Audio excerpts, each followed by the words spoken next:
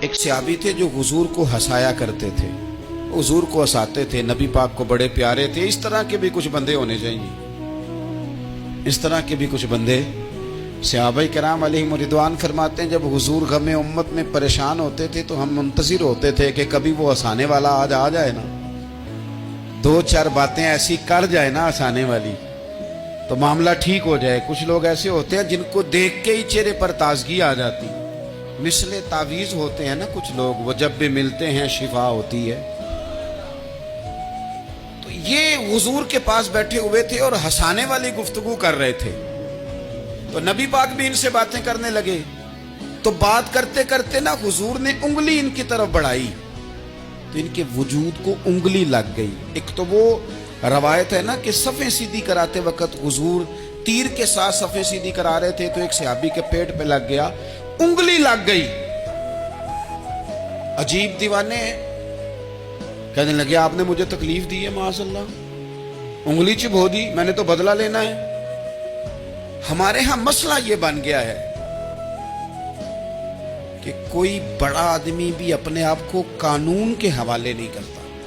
ملک سے لے کر امت مسلمہ کے کل مسائل تک ہمارے ملک کے اندر ہر بندہ اس کا مزاج ہوتا ہے کہ وہ اپنے آپ کو قانون سے بالا تر سمجھتا ہے۔ لائن میں لگنا لوگ پسند نہیں کرتے۔ یہ ایک بہت بڑا مسئلہ ہے۔ حضور صلی اللہ علیہ وسلم کی انگلی لگ گئی تو کہنے لگے آپ نے تو مجھے تکلیف دی ہے، میں تو بدلہ لوں گا۔ تو حضور نے فرمایا لے لے بدلہ۔ اپنے آپ کو قانون کے حوالے بڑا آدمی جب کرتا ہے تو قانون کی عزت بڑھتی ہے، قانون کا وقار بڑھتا ہے، سوسائٹی کے اندر پھر طاقتور قانون ہو جاتا ہے۔ لیکن جب غریب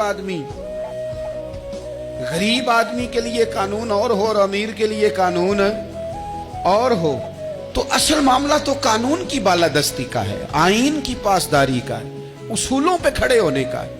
تو نبی پاک صلی اللہ تعالی علیہ وسلم سے کہا کہ میں، حضور نے فرمایا لے لو بدلہ۔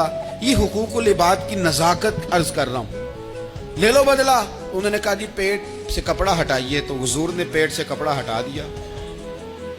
تو بڑے دیوانے آدمی تھے، انہوں نے امت کو بتانا تھا کہ کچھ اس طرح کے رنگ بھی ہوتے ہیں محبت کرنے کے لیے، الٹی ہی چال چلتے ہیں دیوان گانے عشق، آنکھوں کو بند کرتے ہیں دیدار کے لیے۔ اس طرح بھی کبھی کبھی ہوتا ہے۔ کپڑا حضور نے ہٹایا تو انہوں نے نبی پاک کے جسم نور کو چومنا شروع کر دیا۔ کہنے لگے دن بڑے ہو گئے تھے، موقع نہیں کو بن رہا تھا، تو چلو یہ ایک موقع ملا ہے، حضور آپ کو کسی کے ساتھ زیادتی کر سکتے ہیں تو میں تو موقع تلاش کر رہا تھا۔ اور میرے بھائی نماز کا بھی موقع تلاش کرتے تھے صحابہ، جہاد کا بھی موقع ڈھونڈتے تھے، پر محبوب سے محبت کا بھی موقع ڈھونڈتے